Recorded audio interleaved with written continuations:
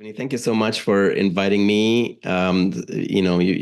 This schedule has been difficult, and you persisted in trying to make this happen. So I'm very fortunate to have had you continue because I really have been looking forward to sharing today. And it's not going to be anything formal at all. It's just really been quite a year with tremendously divergent experiences in many different directions. And it's really been a year of tremendous reflection and prayer for me, and not just on the present, but on the past and future. And I've also been catching up on reading all my Focus magazines that have piled up for a while. I've been doing a ton of traveling, so it's been really nice to have them. And I think I've read almost everything from the last year, cover to cover. So thank you also for putting that out and all the effort that goes into publishing it. And as you all know, a theme that has been discussed quite a bit and written about quite a bit in the last probably year, especially, is the whole cultural issues that are going on that affect us quite a bit as physicians. I mean, I live with it not just as a physician, but I live with it on a very personal basis. I here in Montreal, I'm originally Egyptian, but I really am American. Came to here from California, so California's home, and there's a lot of, even though people think there's a lot of homogeneity across the border, there's also a lot of diversity, I think, across the border. And so for me, it's certainly been a true learning and growing experience, working in being part of Canadian society.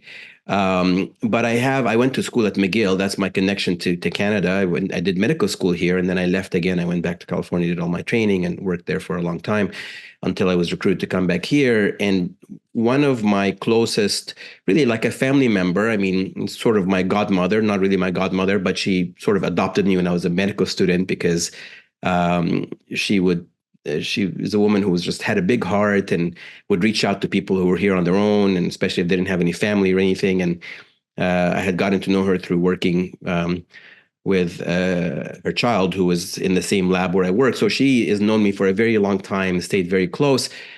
And I was about to go on a trip to Africa, and she left a little note that she'd made a big decision, that she was going to go through MAID. And I was really shocked because this is somebody who was in her late 70s, but very active, volunteering at the Montreal General Hospital 3 days a week. And when I say volunteering, I mean she worked as a cafeteria waitress in the Montreal General Hospital cafeteria. There's an auxiliary that runs a cafeteria there to raise funds, and she was very active and always baking and distributing things. And so she was a nurse who retired, and then she needed a hip replacement, and that slowed her down quite a bit. Um, but she lived about an hour away from us, and it was clear that her husband had passed away, her daughter lived in Dubai, and we would try to spend as much time with her, but we're often away, and with all the things going on in life, it was clear that she was starting to feel some loneliness. And she suddenly, out of nowhere, developed this peripheral pain syndrome. And it became like a big issue. And I, offered to have her see colleagues of mine who are pain doctors, and no, my doctor's taking care of it. And it just became like a reason for her to feel like her life quality has subsided. And she actually wasn't even taking me up on the invitation to see somebody who could actually look into it. And then suddenly this decision for MAID was made. And I was shocked because I just couldn't imagine that she would qualify. And so I figured even if she's interested, I'll be able to talk her out of it. But she went into a very difficult isolation. She didn't want to speak to anyone about it, wasn't willing to hear from anyone who disagreed with her. And I thought, okay, she'll come around because her doctors will counsel her that she's not a candidate. And next thing I know, she sends us a date that it's going to happen. And I was just really shocked. And, out of respect, of course, for her, I wasn't going to intervene. I'm still not a family member or somebody who could, had any authority to intervene. But 2 days before she actually went through with MAID, She had just driven herself without any help all the way to Toronto, 6 hours, to see her grandkid for the last time, and she drove herself back. And then she went through May 2 days later. And so when I read, the things that are being written about and how what a travesty it's become, um, it's sobering, and I sometimes feel completely overwhelmed by what I'm seeing happening around me. I try to shock people sometime into telling them that I think our Canadian healthcare system in some ways has become a killing field. And I just find that really, even if you're not Christian, there's a lot of people who are very alarmed about it, as you know. And then I'm a pediatric surgeon. So, of course, I do a lot of fetal counseling. And every Friday we have our fetal meeting. And, I mean, overall, I think most of what's done is ethical, but there are some things that really border, once again, on the unacceptable.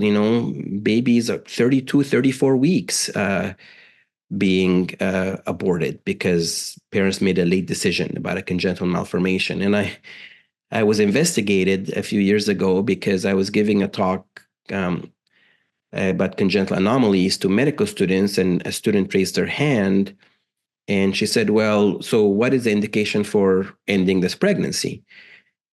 And, I gave a very objective answer. I said, well, I mean, the law of the land is that you could end the pregnancy anytime. That's the law of the land.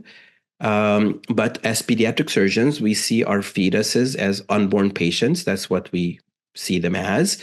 And, even onto the late third trimester, baby could be killed and delivered.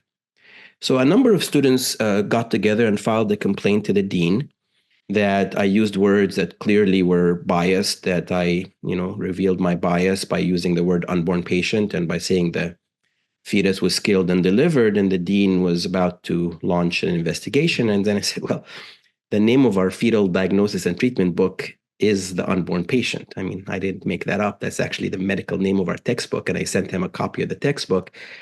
And the word we use on Fridays when there's a late term abortion is feticide, which is killing and delivering the fetus. So so anyway, he decided to withdraw the investigation, and and then I actually offered to meet with the students. I said, I'm happy to meet with them and have a discussion, but they weren't interested at all in meeting. And it really so representative of where we are as a society. We just we don't want to look at anybody who disagrees with us when it comes to some of these things that people have become very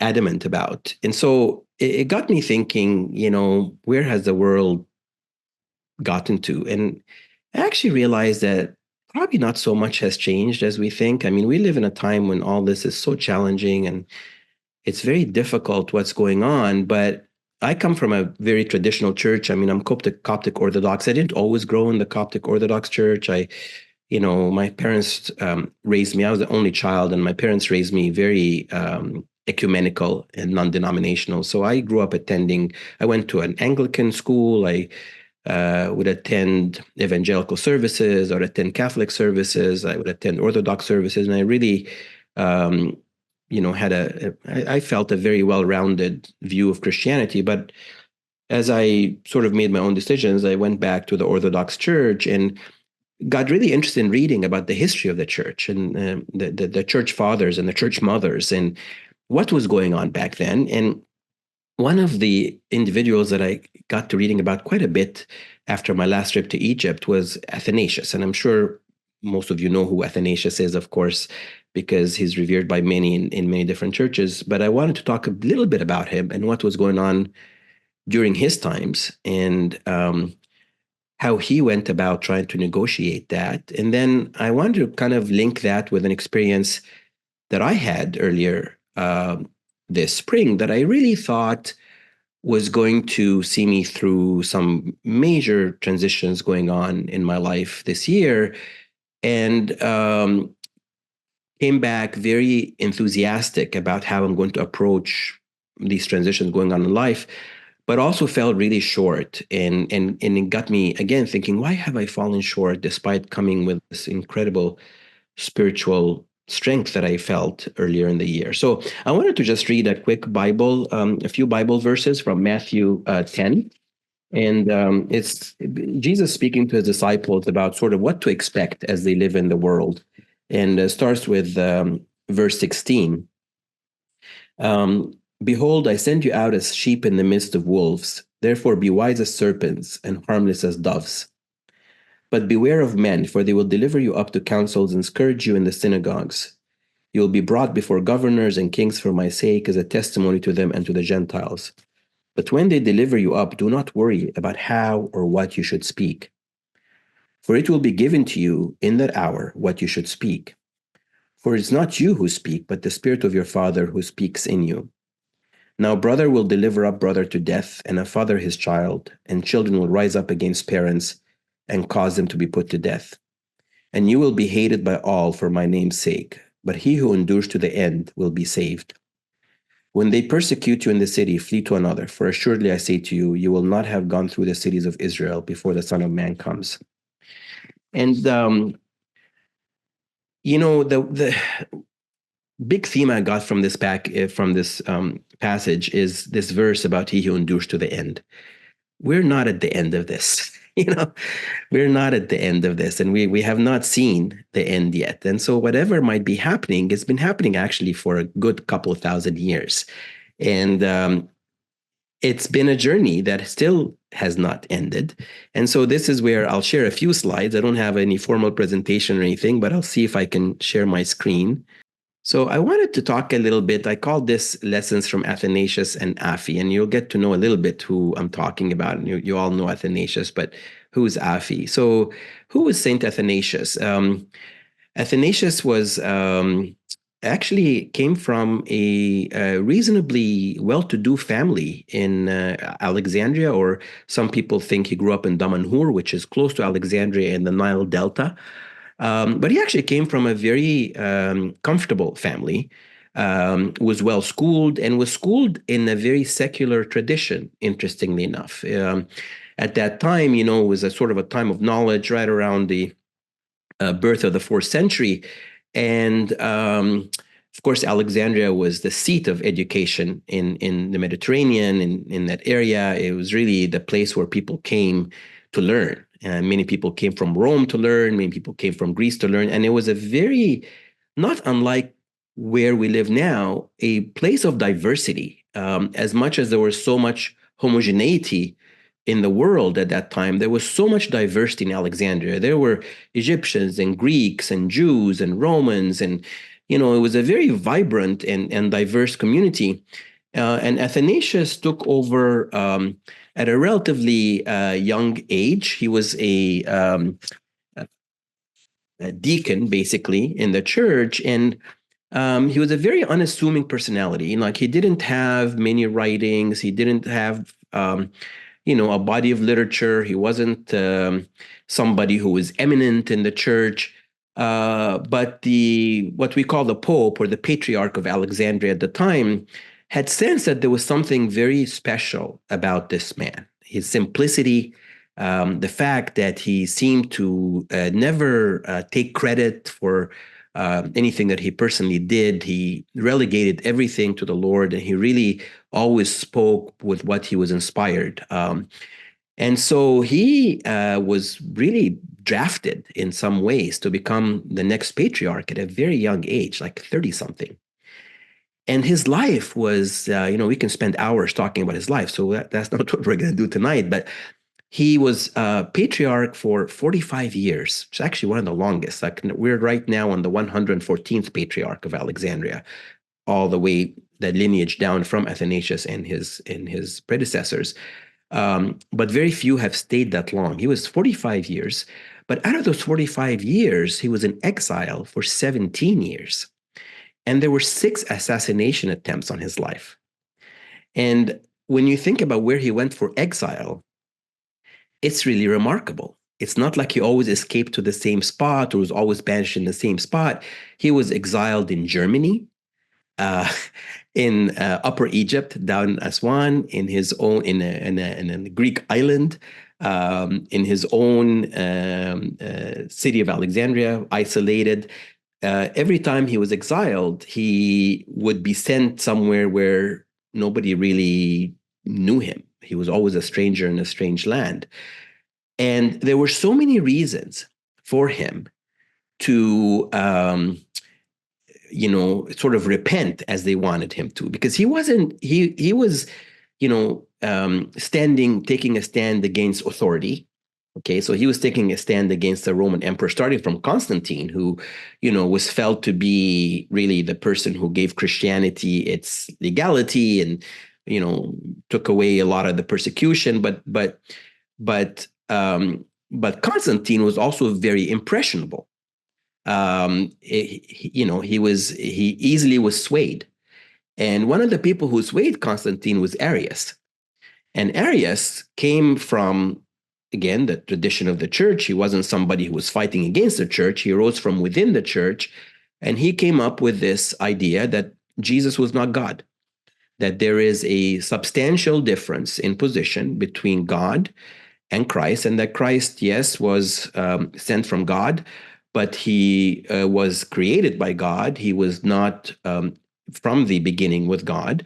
And it was a very convenient idea, right? Because the whole idea of, having a human as a God was perturbing to many people. And the Roman emperor thought, okay, that's a great way to spread Christianity. We don't have to tell people that they need to believe in a deity who was man. Let's just say that he was, a messenger, and that there's a big substantial difference between him and the Father. And so actually Constantine embraced that very well. And Athanasius would not have it. And he actually was, so he was not just taking a position against the government and the hierarchy, but he was actually taking a position against many from his own church.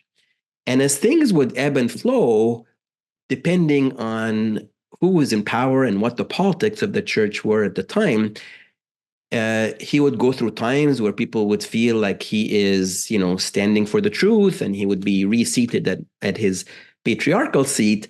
And then for years at a time, sometimes for up to 5-6 years, where he'd be completely banished again.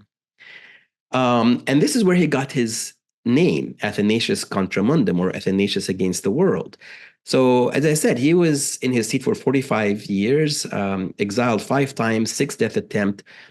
And the famous line is when people were really just saying, we're not trying to tell you to relinquish your faith. We're not trying to tell you, we're not converting you under a risk of dying or a risk of punishment. We're just asking you to be a little bit flexible. All we're asking you is just some flexibility, because the world's against you. And his response was, and I'm against the world. And it was really that simple for him. And he didn't draw, so his strength didn't come from power. It actually didn't come from the church, because he realized that he couldn't even trust the hierarchy of the church at the time. It was already becoming quite politicized and really swaying with the governing body at the time. But he clung to God, and he realized that this is all I need to cling to. I could be, in my seat in my patriarchal seat, or I could be banished in a town in Germany. I don't know anybody there, and incredibly cold compared to Alexandria and foreign, but it really doesn't matter, because wherever I am, I'm living with the Lord. And that's really was his single ethos. Like, he didn't have a big constitution or a huge basis of support. And a couple of years ago, I visited St. Anthony Monastery. Of course, one of Athanasius's biggest works is the life of Anthony, who was really considered to be the first monk. And these are pictures of St. Anthony Monastery in the Egyptian desert, in the Red Sea desert. And, to me, it was such an incredible witness and testimony, like really real evidence. We talk about evidence-based medicine. This is evidence-based Christianity, like real evidence that the stories don't end where we think they end. They continue. I mean, some of you may have visited Egypt, and the story of the church in Egypt It's truly quite amazing because, we throw the word genocide now right and left like it's just so easily used. But really, you look at what happened to the Christians in the Middle East, you cannot describe it other than one genocide after another, whether it's in Lebanon or Egypt or Syria or many of the lands. Is a great book called From the Holy Mountain. I would strongly recommend it. And this journalist who's not Christian, who actually traveled, he followed the steps of a 6th century monk to see what's happened to these vibrant Christian communities that existed at the time. And he talks about the history of why these communities, many of them have been erased from existence. So the fact that Athanasius' witness persisted in Egypt, and you still drive in any city in Egypt, and yes, there will be lots of mosques, of course, but you still see the cross hanging high in the midst of this incredibly hostile environment of 13 centuries. I mean, this is not an age of persecution. Until today, it continues. And yet the church has survived and persisted. And then you visit the Egyptian deserts and scattered monasteries that are thriving and attracting monks and nuns, and planting the desert, this monastery in St. Anthony, many doctors, physician monks who run clinics for the Bedouins and are really the only source of healthcare in that area. Really, truly remarkable. And this is, this is the legacy of Athanasius, and how he did it was really not through a very complicated formula. It was just he truly believing in the truth and deciding to stand for that regardless of what's happening around him in the world. So when we talk about all the hostilities that exist today, hostility to the Christian faith, my wife and I just went to my daughter's, we just went to her holiday concert, because it's never a Christmas concert. And it was really remarkable. We actually made an appointment to speak to the principal, because in the holiday concert, it was very nice, beautiful, lots of energy and really well done. But they had these readings throughout the 3 hours. It was a very long concert. Throughout the 3 hours, and there was a reading about Ramadan and the meaning of the fasting in Ramadan and going to the mosque to celebrate, like a very religiously oriented. And the same thing with Hanukkah, and the same thing with Diwali. And then there was nothing whatsoever, nothing about the nativity story, nothing read from the Bible. The word Jesus, in fact, didn't come up a single time. And so, people may do it intentionally or unintentionally, but there is this hostility to faith, traditional values, sanctity of life, definitely civil discourse. Mostly, you can summarize all of that, I think, in that there's hostility to the truth. And that is what is not new. Because when you look at the history of the church, going back all the way to the early 4th century, that hostility was already there. And sometimes it actually emanates from within the church, as was the case with Athanasius. But what came out of that hostility was amazing legacies. I mean, the legacy of Christianity persisting in the most hostile lands, the legacy of the Trinity. Many ascribe the Trinity to Athanasius, and really expounding it for the first time and explaining how Jesus, the Holy Spirit, and God are all one deity with an equal level of spirituality. Monasticism, which really became a huge part of Christian spirituality in the East and then in the West. All that was really a legacy to him, clinging to the truth and standing against those hostile to the truth, but not against them in some type of militant or angry way. I mean, he just simply said it, and then the consequences were where they are. And there was a beautiful. So he would, every Easter he would send this homily to his flock, and it didn't matter whether he was in exile or not. He would always send it every single Easter, and this is one of the ones I really loved. And he says in this festal letter, I know, moreover, that not only this thing saddens you, and when he says about this thing as him being in exile, was sent from exile, and people who followed him felt that they've lost everything. But also the fact that while others have obtained the churches by violence, you are meanwhile cast out from your places, because those who were now in control of the church had, every time he would lose his seat, all of those who followed him were also sort of banished. Many were excommunicated, many at least set aside. For they hold the places, but you, the apostolic faith. They are, it is true, in the places, meaning places of power, but outside of the true faith. Well, you are outside the places indeed, but the faith within you. Let us consider whether it's greater, the place or the faith. Clearly, the true faith. Who then has lost more or who possesses more? He who holds the place or he who holds the faith? And I really think this is a summary of his entire life. This is what motivated him to live the way he did until he was well into his 70s and finally died a very peaceful death with his flock around him.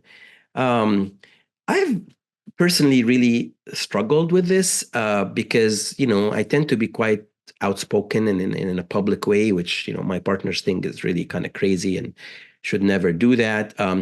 But it's been very hard for me to see things and stay silent, because when my parents moved my parents moved very late. They were both physicians.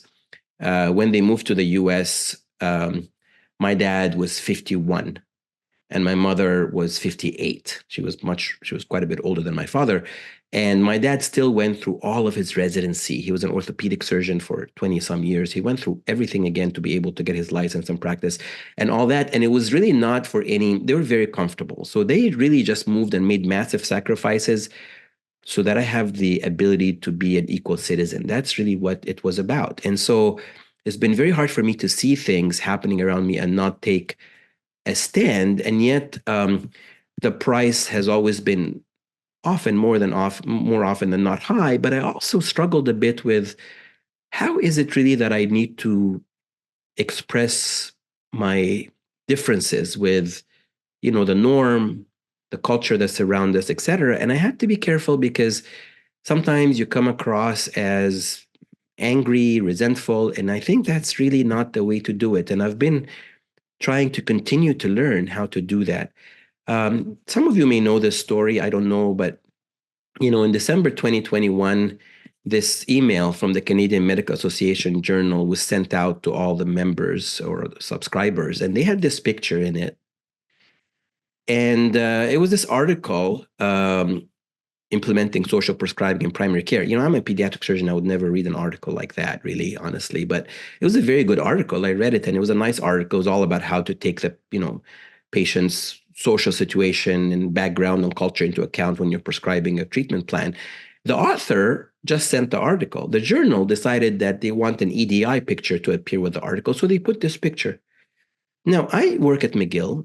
A third of our residents come from the Gulf. Many are women who wear the hijab. I've mentored many of them. I've empowered many of them. I've visited many of them in their practices.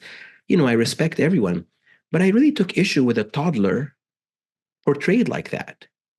I didn't think this was right, because I grew up in a society where so many girls are truly injured by being forced to wear the hijab at such a young age. And it was so difficult for me to see that in Canada, this is sort of being glorified. And this is just like less than a year after what we've seen in Afghanistan, with, young girls, again, being denied their rights and sold into slavery and all these things. And literally within a short time of seeing this picture, two of my previous residents, who are now fellows, who were of Gulf origin, called me and said, "Did you see this picture? Like, we grew up like that. And we've been so injured by it. How could they do that?" So we contacted the editor, and to her credit, she was, as often happens in Canada, people just don't have the life experience. And to her credit, she said, "Yeah, you're right. I just didn't think about it." And she invited me and one of my fellows, who was from Oman, to write a letter in response. And thank God, at the last minute, I asked the fellow to not write it, because she would have been really harmed by it. So anyway, I submitted this. This is a peer-reviewed journal. It's not like I'm writing in a right-wing website or anything like that. And so I submitted this, and it was reviewed by the editor, and they actually put the title on it, and they published it. And within 24 hours, it was really, I could not imagine the storm that had erupted. Uh, because now I was, even though I'm from Egypt, grew up in a Muslim country, and it didn't really matter. I was now a racist, a xenophobe, an Islamophobe, you name it. And, the number of letters, that number of attacks, and more than anything, the number of threats we were getting, and people were putting my kids' pictures on the internet and saying, "We know where your kids go to school." And I mean, it was, luckily we were in Florida. We had just arrived in Florida for Christmas when all this happened, and it was really just terrifying. And I really, got through it by clinging to my family and by really just thinking that I am not going to be able to negotiate through this. Like, I have to rely on God to help me through this, because I cannot. There was like this wave of just hate that was coming through, and it was a very, very tough time. Amazing things would actually come out of that. But fast forward a couple of years, and I'm going to get now into just this last thing I really want to talk about before I love to open it to all of you to share your perspectives and thoughts. But for fast forward a couple of years, the experience, it as usually happens, the mob, kind of moves on to another issue after they leave you, because there's always something else. The mob is always looking for something. So the mob gets bored pretty quickly and they move on to something else. And thankfully they did. And then, of course, the revolt started to happen in Iran just 8 months afterwards. And women were now being attacked and imprisoned and killed for not wearing the hijab. And it's incredible because the Canadian Medical Association Journal apologized, redacted my article. And even though they had invited me to submit it, they called it disgusting and Islamophobic. Because they had to have, sacrifice somebody. And to be perfectly honest, I'm just sharing with you now confidentially. Part of it was also a security issue, because they were getting threats and their employees were starting to feel nervous about what's going on and all that. So in any case, but I really felt that God saw me through this, and I tried to do it in a calm manner and not be antagonistic. I opened an unconditional invitation to anybody who wanted to meet with me, whether it was students or my colleagues, and very few people took me up on it, but nevertheless, it passed. And so fast forward a couple of years, and I am in Sierra Leone with Mercy Ships for a month, and this story happens.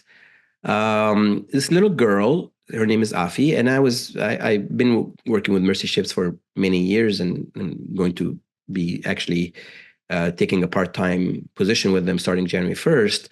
But I've been a volunteer with them for a long time, and this was my first time in Sierra Leone. I was there for a whole month, and one of the things that happens on Mercy Ships, it's a full-fledged hospital, so there's a CME program, and I just happened to be speaking on congenital teratomas and sacrococcygeal teratomas, which is one of the more impressive lesions we deal with on the ship. So I was just giving like a CMA talk to the doctors and nurses, and then I usually, share my experiences and try to blog a little bit just to kind of help people understand what the organization is about, what we do, and I do it, I mean, there's obviously a strong Christian perspective, but I'm doing it for non-Christians more, to be perfectly honest. I'm doing it to introduce the Christian values to people who would like to experience it. Because, my feeling in many of the mission groups, and it's one of the problems I have with some mission groups who will not allow somebody to come to the hospital unless they're of a certain denomination or, have had a specific confession. I think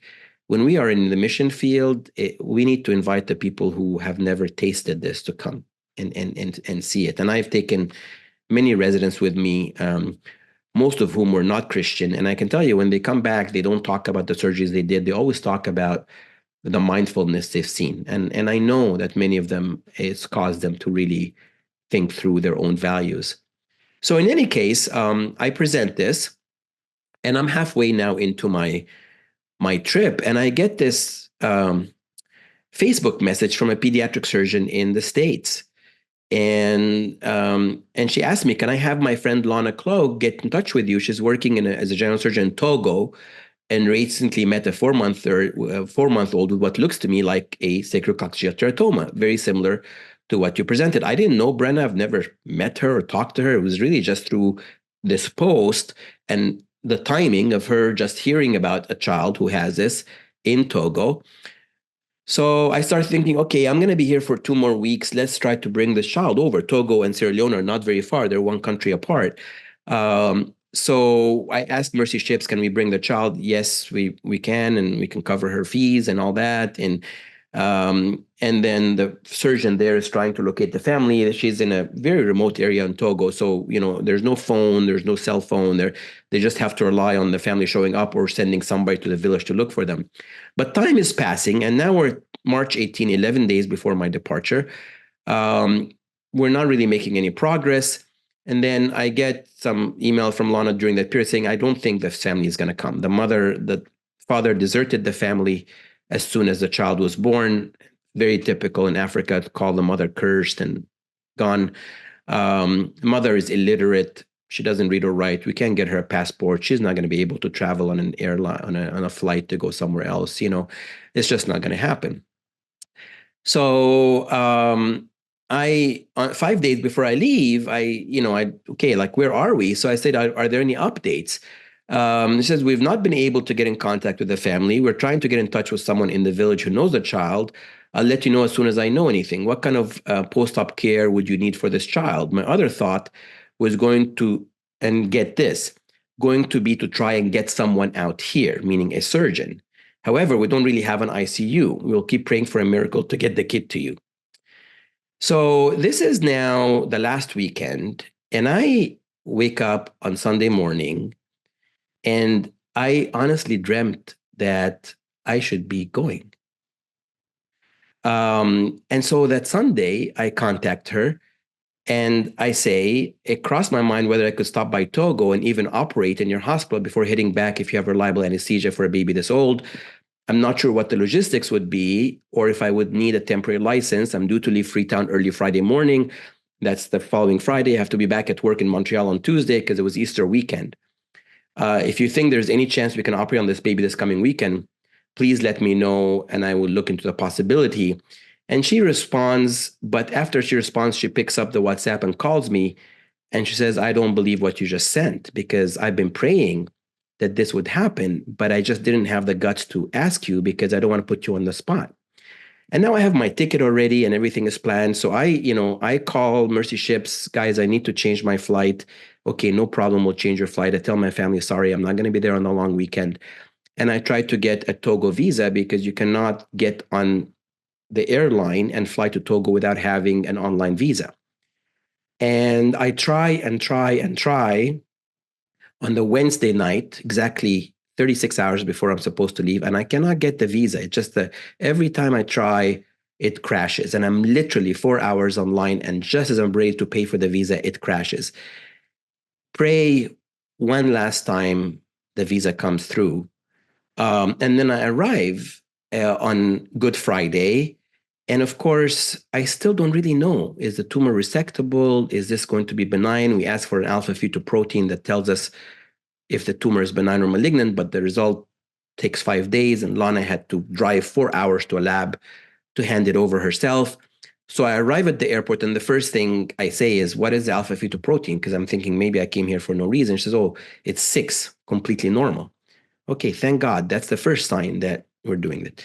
So they take me to the hospital, 4-hour drive from Lomé, the capital, really in the middle of the jungles. This Hôpital Baptiste Biblique is a hospital that's been there for decades. I mean, some of you may know of it, but it's a Baptist hospital. It's been there for a very long time, run by missionaries.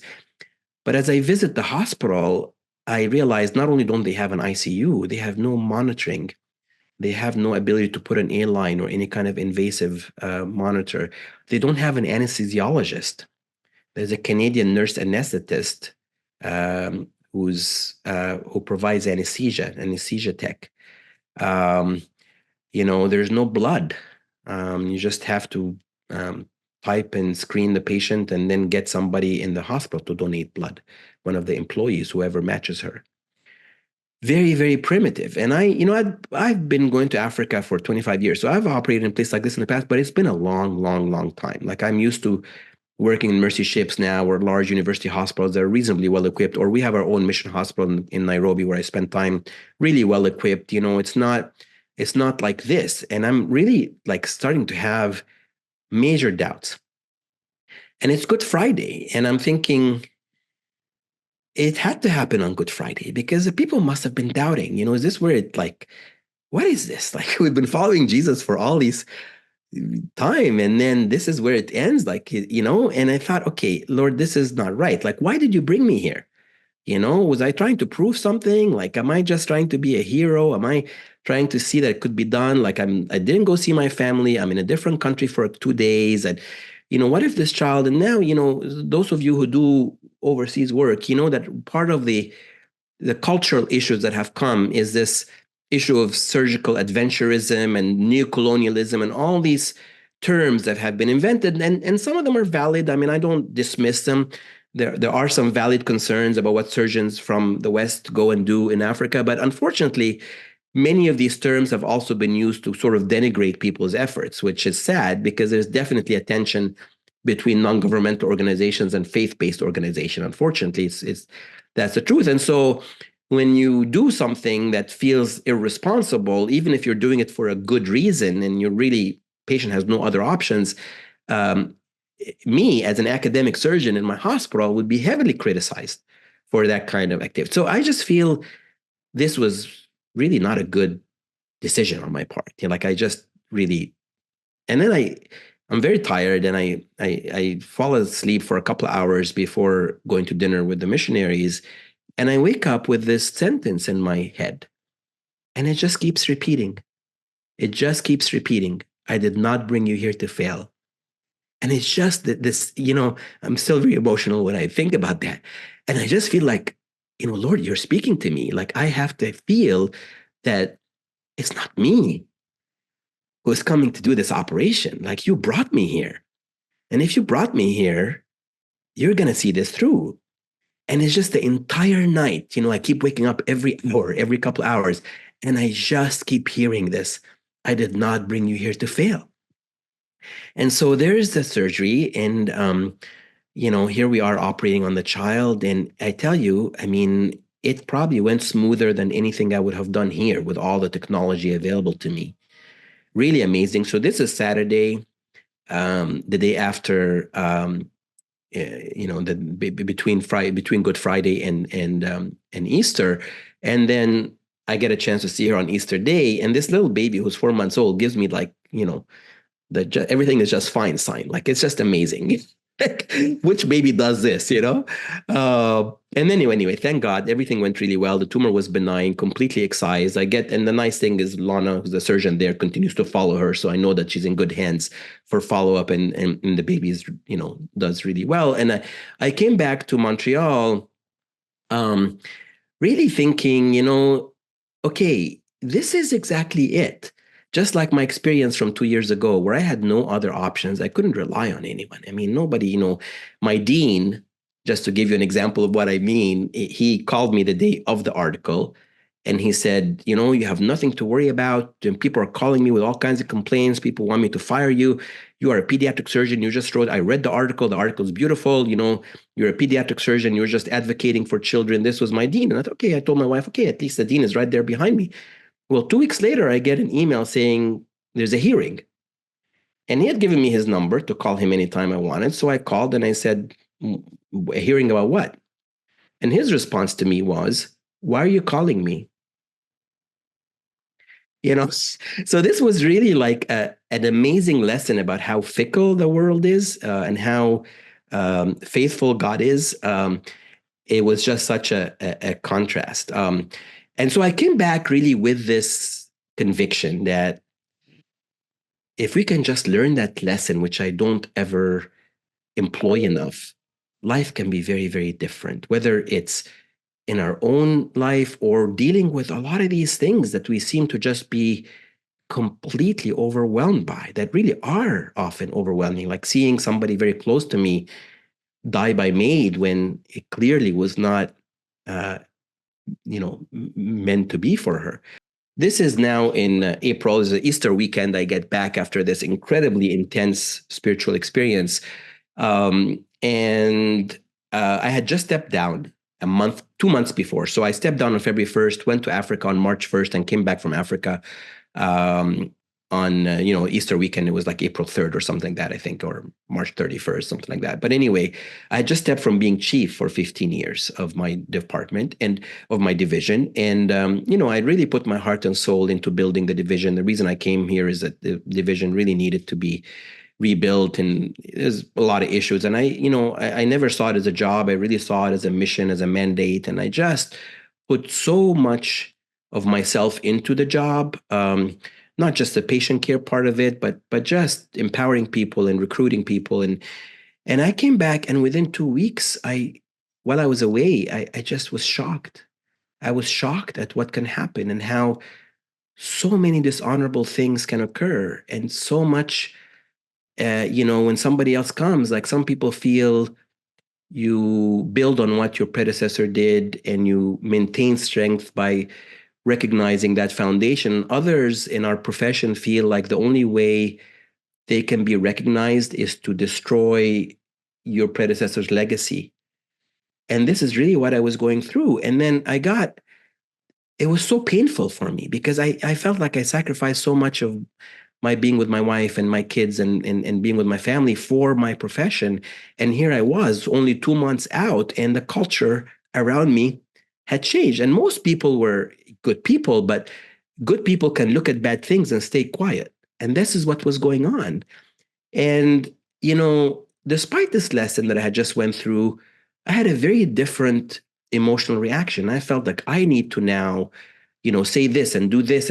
And I got into this cycle that was just really not, it was not good. It was really painful. It didn't help anything. It made the entire environment even more difficult.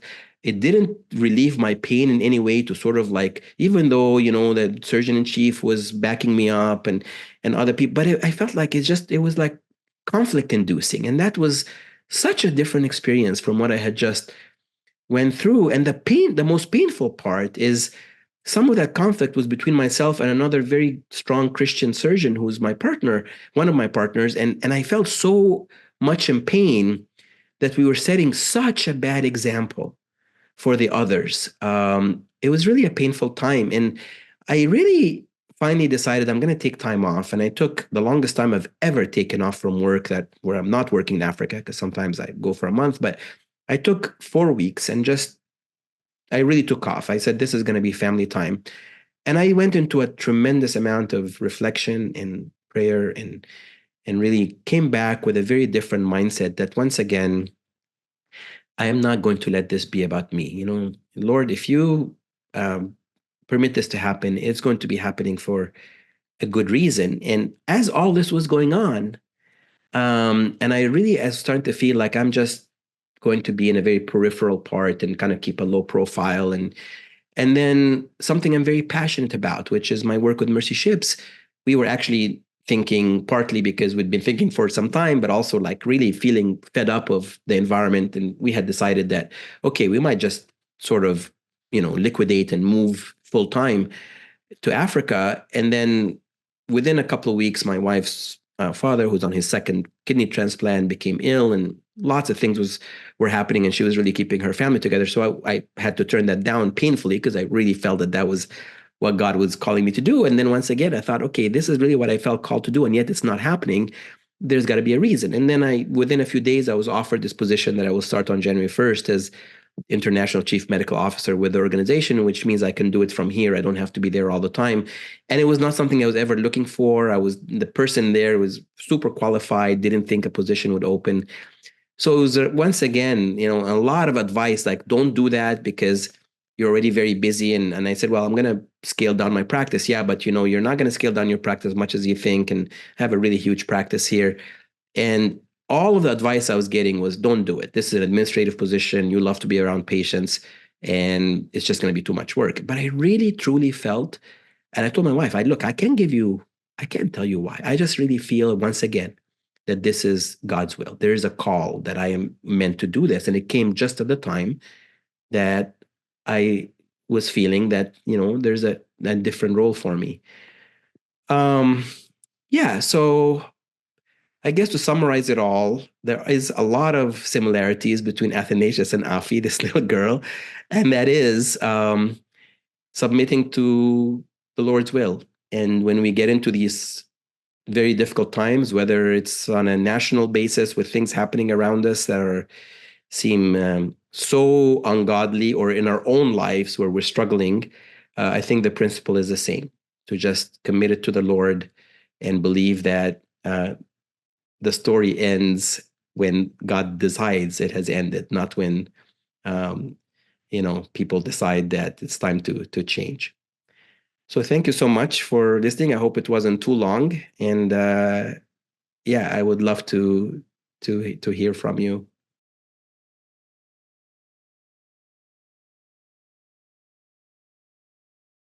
That's a wonderful question. So, I think true, genuine callings are really hard to describe, like exactly why they are, where they're coming from, but it's hard to describe why you're being called. But I think, I've been, really reflecting about that.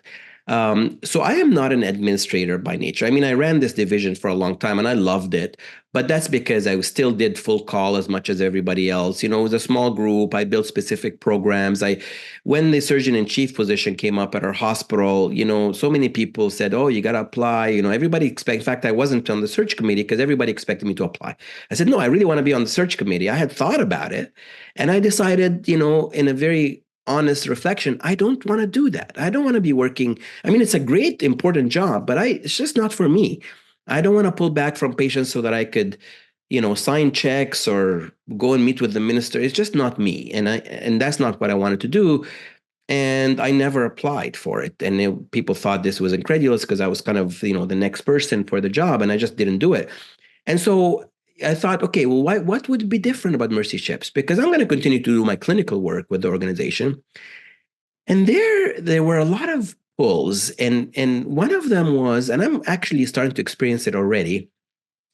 Um, it is really refreshing to work with people of Christian values, even when those people actually disagree with each other, and sometimes there's still unfortunate conflicts that happen. It's not, there's still we still need to seek God's presence, even if we think we are in His presence.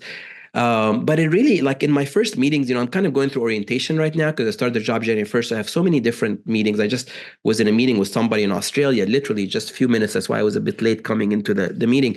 And it's just, yeah, it's different. I think it's a little bit of a refreshing feeling. And maybe I'm copping out a bit and saying, okay, now I'm going to work with people I'm really comfortable with. But that's part of it. But also, we are in medicine. I mean, you know, like I have four prayers every day that I pray silently.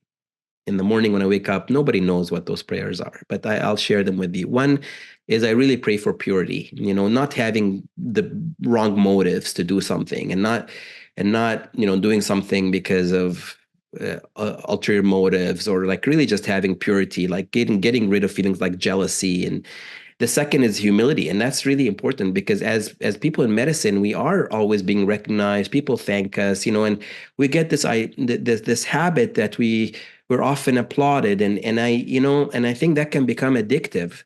And my wife reminds me of that. Like, I'm going through a transition where all of a sudden, I was always the person asked to go speak to the press and, do this and do that, raise funds, and now, somebody else is in that role. And I pray for humility, like really just doing things because we believe that this is God's will, and we believe they're good things to do, not because we are looking for a reward. And as much as we say that, I think something in us still wants that reward. And so with Mercy Sips, I'm really looking after people who will never know my name.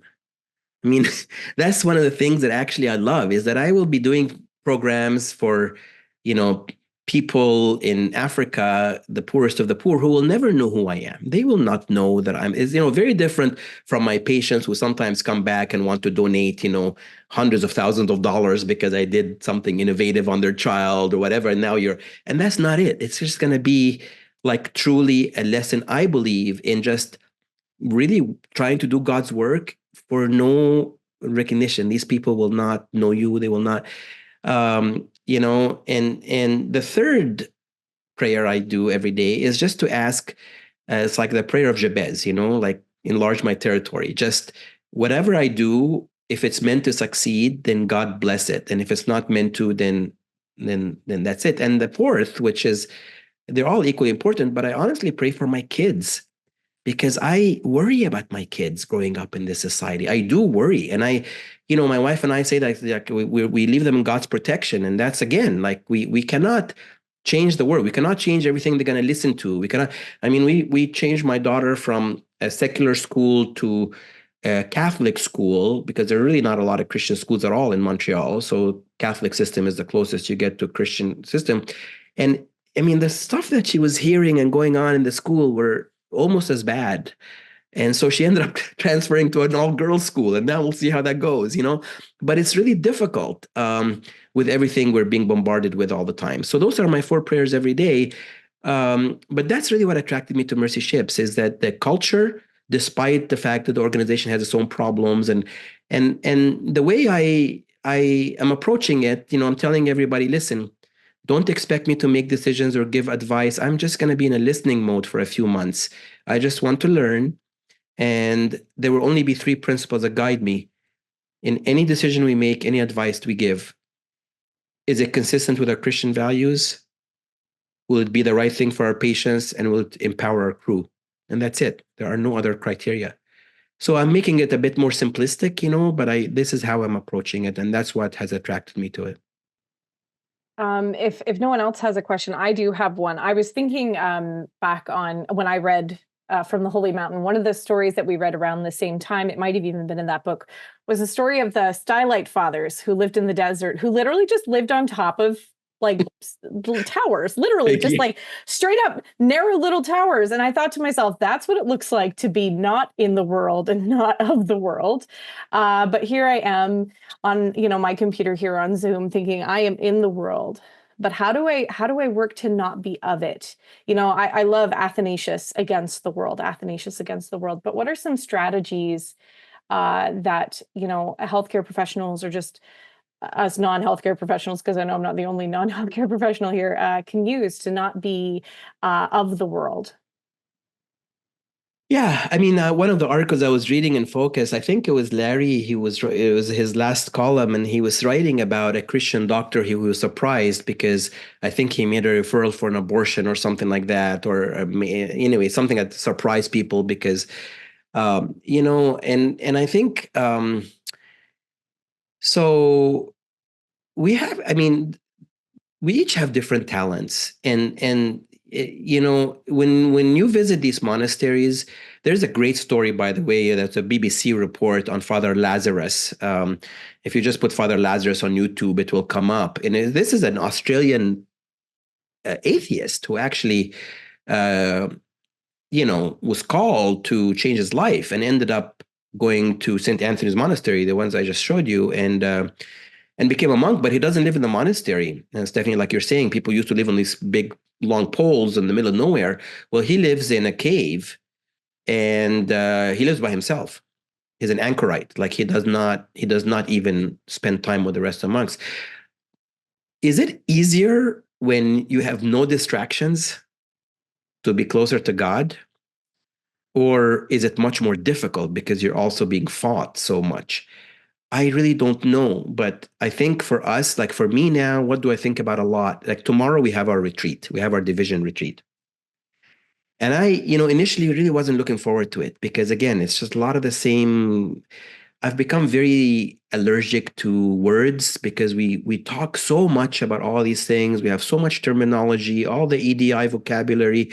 But when you see what we actually do, it's very little of it. And I've become almost allergic to that. And unfortunately, that is part of the culture now. You have to talk about vocabulary, all these things are available online. But the American College of Surgeons, a couple of years ago during COVID, sent this thing about vocabulary. This is the EDI vocabulary we wish you would use about equity.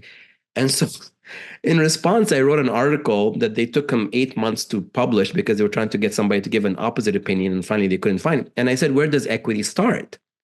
And, of course, we have a tremendous number of problems in the Canadian healthcare system, but I practice in the US and I train in the US. And I would have to advocate so hard for some basic care to give into patients. And, the AMA is not for equity. I mean, they've never supported the universal healthcare system, all organized medicine. And yet there's all these things about white coat, black lives, and people kneeling in their white coats to honor, and I really have become kind of allergic to that because I think it's just blatant hypocrisy. Um, so this is one thing I try to do is just to not talk so much. Like if I'm going to do something, do it, not just to participate in this culture of vocabulary and neo-colonialism and all these things that we're inventing to create this comfortable culture for ourselves that make us feel good. I mean, I hope I'm not offending anybody here, but I gave this talk at Thanksgiving. Thanksgiving is coming up on Thursday, and a year ago on Thanksgiving Day, I gave this talk, and it was called Life Leadership Lessons, and it's also on YouTube.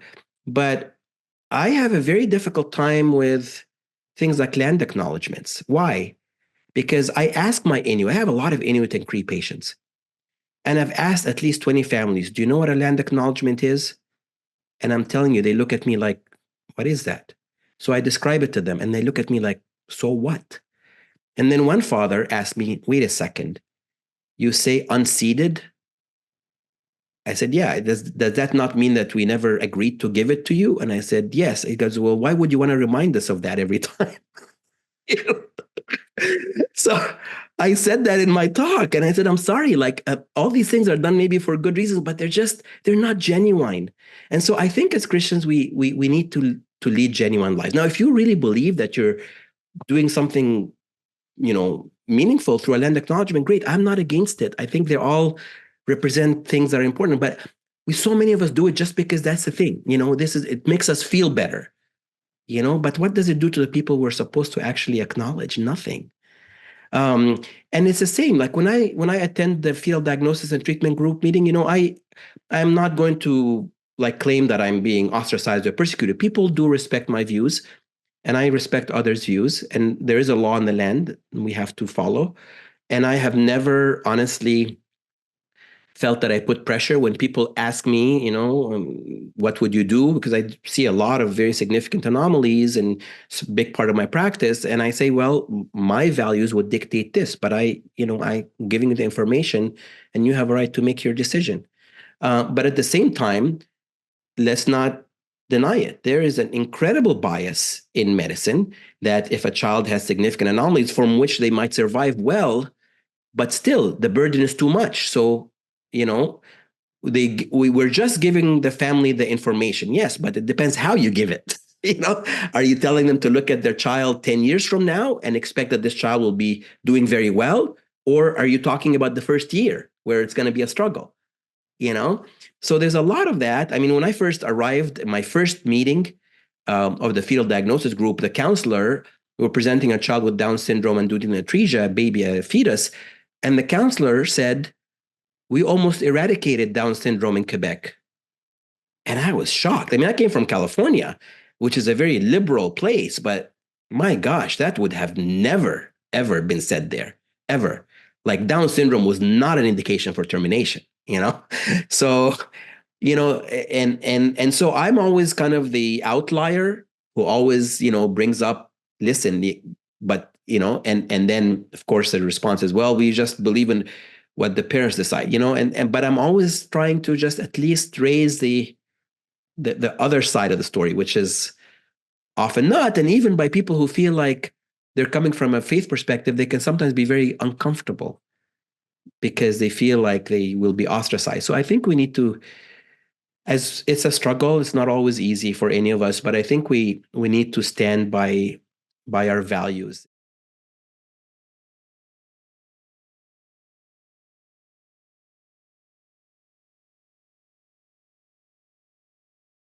Working within the medical environment can be difficult, and people see you sort of as an outsider and have your own views. Although I again, I'm not going to claim persecution or anything like that. I think I enjoy a good environment and mutual respect, and I'm not going to claim anything like that. But what I found is there's always this worry that patients will be kind of feel a little bit uncomfortable if you express your faith. And It's been really, really interesting. I've been practicing here for 16 years in a heavily secular environment. And I often honestly tell patients I'll be praying for you. And I say things like that without getting into any details. And I have yet to find any patient who has been offended or it's interesting. I had a Jewish family that my wife will probably remember. She's on the call. It's Marie, but they were Moroccan Jews, and their daughter had born with a really, really unusual anomaly, and I had to operate on her 3 times. And we had the group of medical students at McGill called the Osler program, where they just kind of mentoring it once a month. So one of the activities, I actually brought them to interview the parents. Their daughter was still in the ICU, and I was stunned because I didn't share their faith at all, and I didn't know how they're taking me. But the mom told the students, I know we don't share the faith, but when he told me that he will be praying and then, he's going to entrust it to God's care, it really gave me a tremendous sense of comfort. And she had never told me this myself. She shared this with the students. So I'm curious if any of you have felt anything other than that, because I say, like, I've never felt any uh, kind of discomfort with a patient, or I really don't think it's ever negatively affected any relationship I've had with a patient. But a lot of people are worried about it, and I'm just curious what you all think.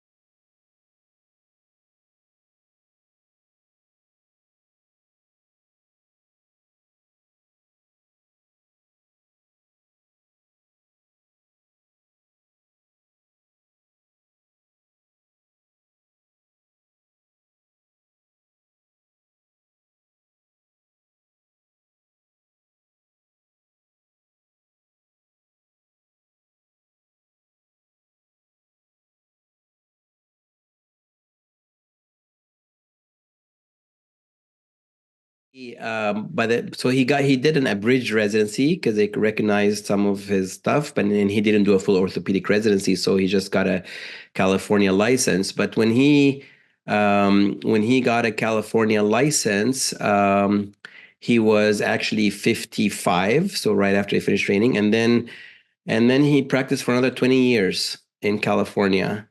Yeah, and a week before he passed away, he saw 40 patients in his office.